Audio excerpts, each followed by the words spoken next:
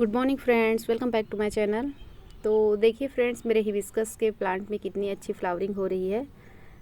तो आज मैं जिस टॉपिक पर बात करूंगी वो आगे आपको बताऊंगी। उससे पहले मैं अपने गार्डन का थोड़ा सा व्यू दिखा देती हूँ, क्योंकि संडे अपडेट मैं इस बार आप लोग को शेयर नहीं कर पाई थी।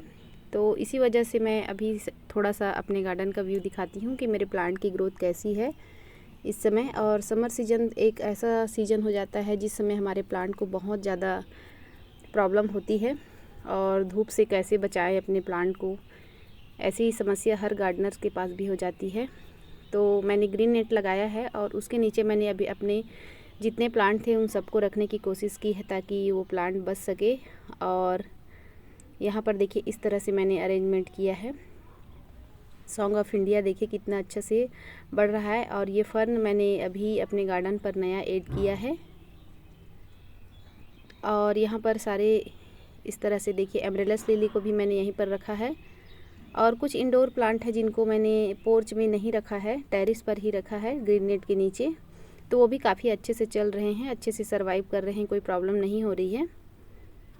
तो इस समय फ्रेंड्स गर्मी अधिक होने की वजह से हमें अपने प्लांट की बहुत ज़्यादा केयर करनी पड़ती है। खासकर पानी का विशेष ध्यान देना पड़ता है, क्योंकि हम एक प्लांट को गमले में शिफ्ट करते हैं और उनकी पूरी लाइफ गमले में ही रह जाती है, और उसी मिट्टी पे उनको पूरा सरवाइव भी करना पड़ता है पूरे टाइम। तो इसलिए हमें अपने प्लांट की केयर अच्छे से करनी चाहिए। एक प्लांट को हम एक गमले में शिफ्ट करते हैं तो उसका केयर करना भी बहुत ज़रूरी है, और वाटरिंग का तो विशेष ख्याल करना ही पड़ता है फ्रेंड्स। इतनी गर्मी पड़ने की वजह से आपको दोनों टाइम वाटरिंग करना पड़ता है। और अगर गमले की मिट्टी सेकंड टाइम में अगर सूखी ना हो तो आप सावरिंग ज़रूर कीजिए। एक टाइम सावरिंग कीजिए और एक टाइम गमले में पानी दीजिए। और देखिए यहाँ पर कोचिया, तो इस बार कोचिया को मैंने ज़्यादा बड़े पॉट में नहीं लगाया है, छोटे छोटे पॉट में ही मैंने लगाया है। तो ग्रोथ उतनी ज़्यादा तो नहीं बढ़ेगी, लेकिन छोटे छोटे भी काफ़ी अच्छे लगेंगे। और अभी आप देख ही रहे होंगे कितने अच्छे से इसकी ग्रोथ हो गई है। और अभी मॉर्निंग का टाइम है तो पर्सलेन अच्छे से खिले नहीं हैं, देखिए येलो कलर के। और हनी बी भी है बगल में। तो पर्सलेन में भी बहुत अच्छी फ्लावरिंग हो रही है। और कुछ प्लांट मेरे विंटर के बचे हैं, देखिए वर्बीना रेड कलर के।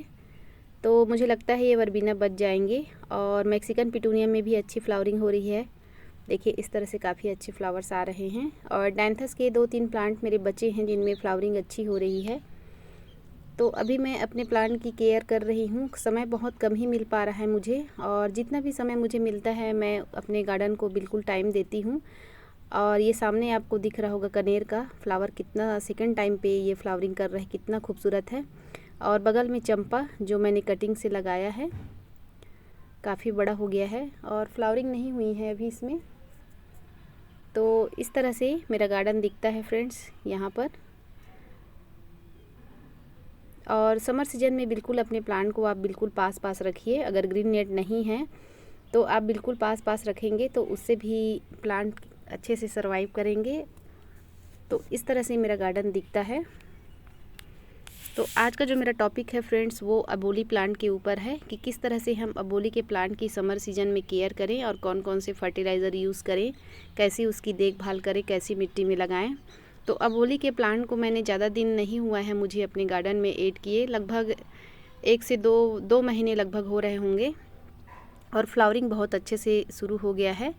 तो आज वही मैं आपको दिखाऊंगी, और मैं इस समय उसकी कैसी केयर कर रही हूँ ये भी बताऊंगी। और मेरे पास अबोली के 2 प्लांट है और एक प्लांट में पत्तियाँ बिल्कुल येलो हो रही है, तो उसे हम कैसे येलो होने से बचाएं ये भी बताऊंगी। जो मैं अभी अपने प्लांट में ट्रीटमेंट कर रही हूँ वो भी शेयर करूँगी।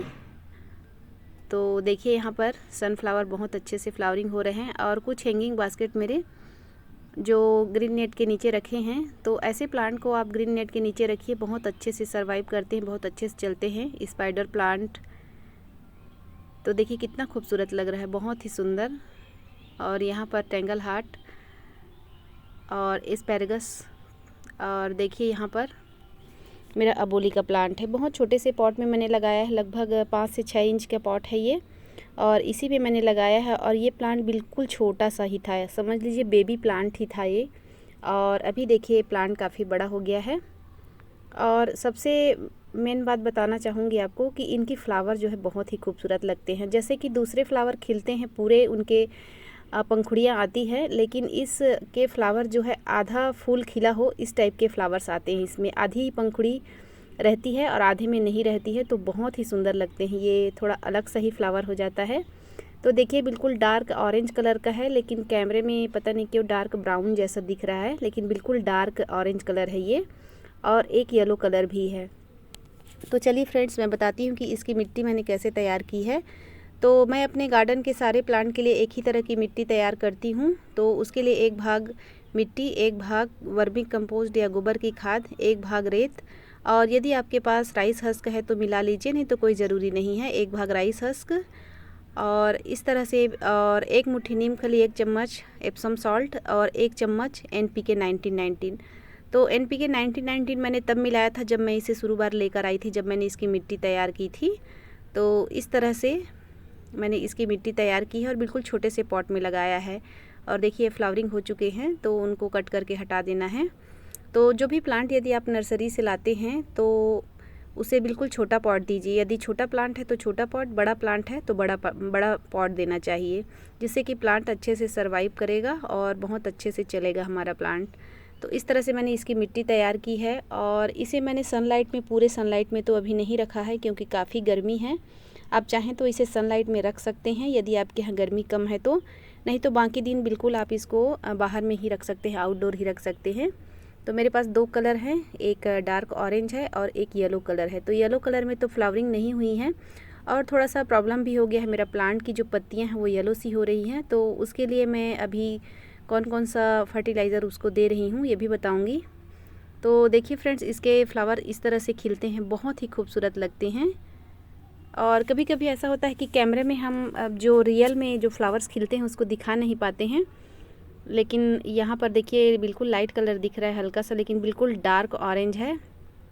और इसके प्लांट जो है बिल्कुल मिर्ची के प्लांट की तरह होते हैं। इनकी पत्तियाँ जो है मिर्ची जैसे होती हैं, मिर्ची की चिली की पत्तियाँ बिल्कुल उसी तरह की होती हैं। मैंने भी शुरू बार देखा था तो मुझे भी लगा था ये कौन से मिर्ची के प्लांट हैं, क्योंकि मैंने कभी ऐड नहीं किया था अबोली का प्लांट। तो देखिए इस तरह से बिल्कुल मिर्ची की पत्तियों के जैसी इनकी पत्तियाँ होती हैं।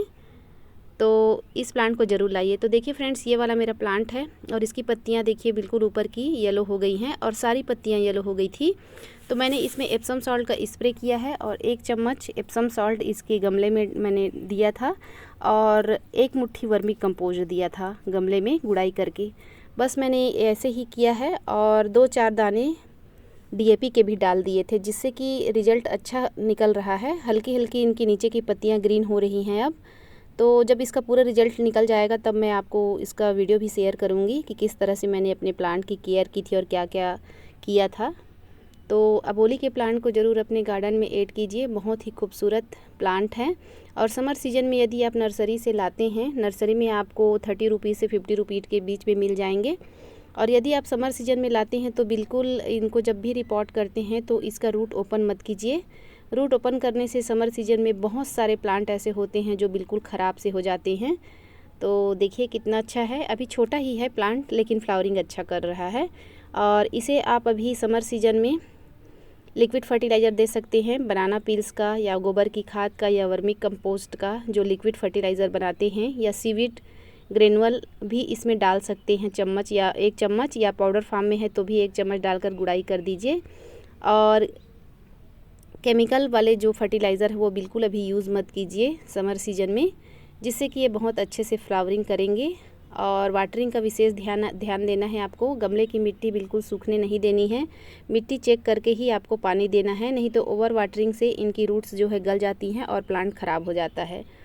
तो आज मैंने इसको पानी दिया है सुबह, और देखिए कितने खूबसूरत लगते हैं इनके फ्लावर्स। और इंसेक्ट अटैक तो अभी मेरे प्लांट पे नहीं दिख रहे हैं। यदि आपके प्लांट पे इंसेक्ट अटैक होते हैं तो इसे 15 से 20 दिनों में नीम ऑयल का स्प्रे ज़रूर करते रहिए, जिससे कि आपका प्लांट अच्छे से ग्रोथ भी लेगा, अच्छे से फ्लावरिंग भी करेगा। तो मैंने इसका इतना ही ख्याल रखा है और अभी मैंने इसको कोई फर्टिलाइज़र नहीं दिया है। तो देखिए कितने अच्छे लग रहे हैं। तो अबोली के प्लांट को ज़रूर अपने गार्डन में ऐड कीजिए। बहुत सारे कलर वैरायटी मिल जाते हैं आप नर्सरी विज़िट करेंगे तो, और येलो, ऑरेंज, वाइट, बहुत सारे आते हैं। तो इस तरह से मैंने इस प्लांट की केयर कर रही हूँ और अभी मैंने इसे ग्रीन नेट के नीचे रखा है।